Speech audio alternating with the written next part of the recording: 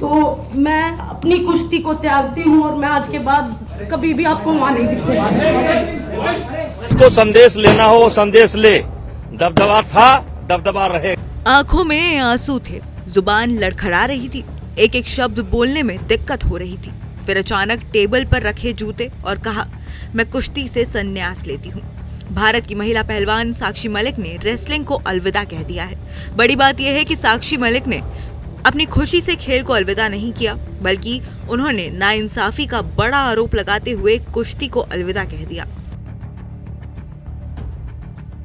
वो बेटी जिसने महिला कुश्ती की दुनिया में हिंदुस्तान को एक नया नाम दिया, वो बेटी जिसने ओलंपिक में पहली बार महिला कुश्ती में मेडल दिलाया, आखिरकार उसे ये फैसला क्यों लेना पड़ा? इस सवाल का जवाब भी साक्षी मलिक ने खुद दिया है।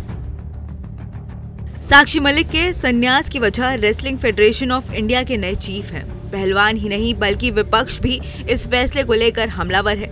विपक्ष का कहना है कि ये पहलवानों के साथ नाइंसाफी है और विपक्ष की तरफ से इस मामले में काफी अलग अलग प्रक्रिया भी सामने आ रही है। कांग्रेस ने अपने सोशल मीडिया प्लेटफॉर्म पर एक ट्वीट किया है जिसमें उन्होंने लिखा है, ये आंसू मोदी सरकार की देन है। देश की बेटी साक्षी मलिक न्याय मांग रही थी, सरकार के तमाम लोगों से मिली, धरना दिया, लाठियां खाई और आज इतनी मजबूर हो गई कि संन्यास ले लिया।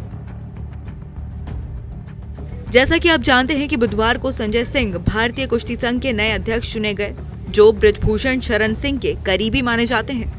बस इस चुनाव के नतीजे के तुरंत बाद ही देश के दिग्गज पहलवानों ने प्रेस कॉन्फ्रेंस की और इस दौरान भावुक होते हुए साक्षी मलिक ने अपने संन्यास की घोषणा कर दी।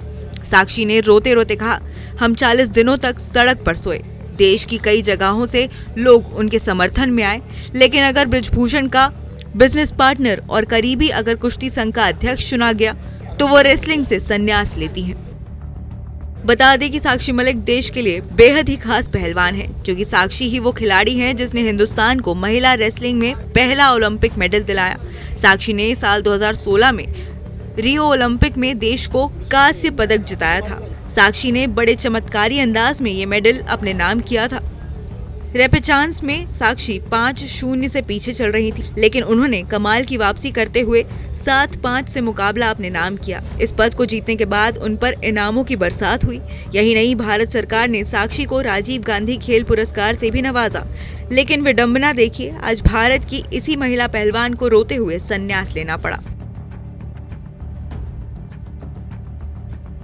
आपको बता दें कि साक्षी के लिए पहलवानी का यह सफर आसान नहीं था। साक्षी मलिक का ओलंपिक मेडल इसीलिए भी खास है क्योंकि उन्होंने इस पद को हासिल करने के लिए सिर्फ अपने विरोधी को ही नहीं हराया, बल्कि उन्होंने इस पद को हासिल करने के लिए समाज से भी लड़ाई की।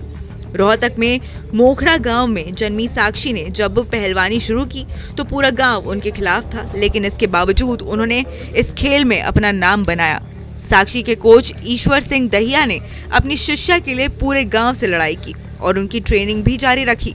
साक्षी ने लड़कों के साथ अखाड़ों में दाव पेच सीखे और आगे जाकर उनकी यही खूबी उन्हें ओलंपिक मेडल जिता गई।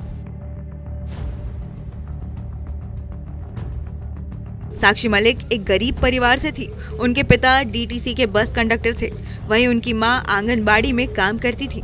जिस परिवार में पैसों की कमी हो, लेकिन इसके बावजूद उसकी बेटी पहलवानी में देश को ओलंपिक मेडल दिला दे तो सोचिए कितनी बड़ी बात है।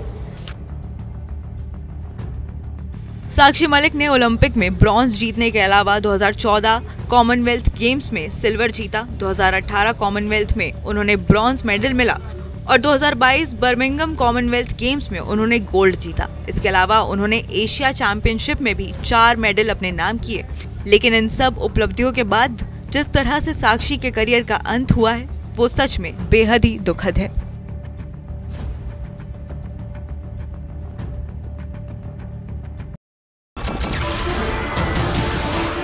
नमस्कार, मैं हूं मानक गुप्ता।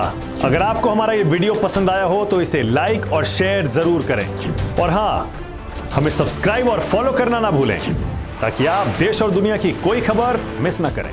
तो जुड़े रहिए हमारे साथ और देखते रहिए News 24।